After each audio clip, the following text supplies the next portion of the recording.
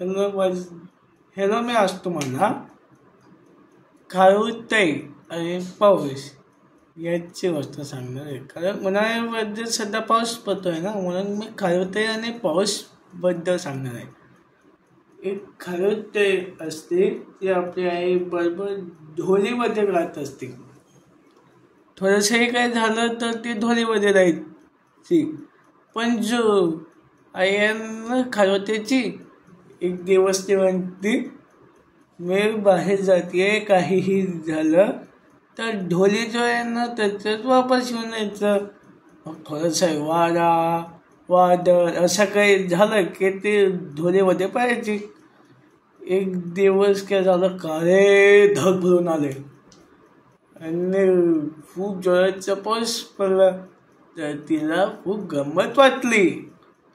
मग थोड्याने तर ती आई घरी आली आणि खारुताईने सगळी गंमत सांगितली. मग ती रोज पावसाची वाट बघत होती. पण एक दिवस काय झालं, पाऊस पडलाच नाही. त्याच्यामुळे त्याची चिडचिड.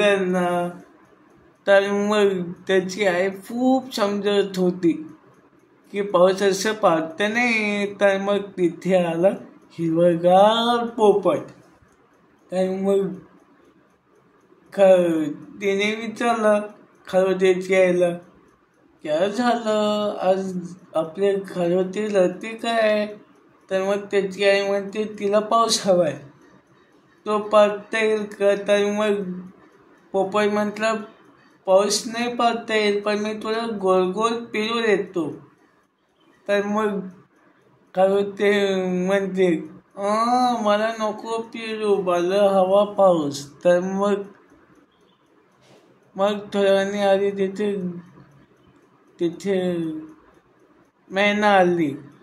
तर मग ते आपलं छान गाणं गाऊन गेली. सगळ्यांनी खूप समजवलं, पण त्यांचं फक्त एकच होतं पाऊस पाऊस पाऊस करून. तर मग शेवटी तिथे आलं एक हत्ती.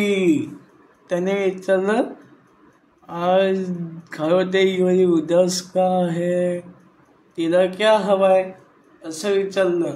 तर तिची आई म्हटली काय नको, तिला हवाय आता धपाटा.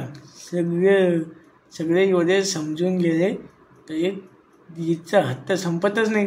हिला पाहिजे पाऊस, पण आता तो कुठं आणणार, असा पाऊस आणता येतो का? तर मग ते म्हणतो हत्ती की एवढंच ना. ते म्हणते चिनू बंद कर, मी आणतो पाऊस. मग हत्तीने काय केलं, आपले सोंडात पाणी भरलं आणि फवारा उडला. तर मग खारुताई म्हणते अरे चल, हातात पाऊस. पाऊस बघून तिला खूप खूप आनंद झाला. ती नाचू लागली, तिकडे लागली. ती म्हणायला लागली ये पाऊस, मी देते तुला पैसे. पैसे झाला खोटा, पावसाला मोठा. मग चिनूचं रडणं बंद झालं. खारुताईला खूप खूप आनंद झाला. हत्ती आपला कान फडफडत निघून गेला. तर अशी होती खारुताई आणि पाऊस याची गोष्ट.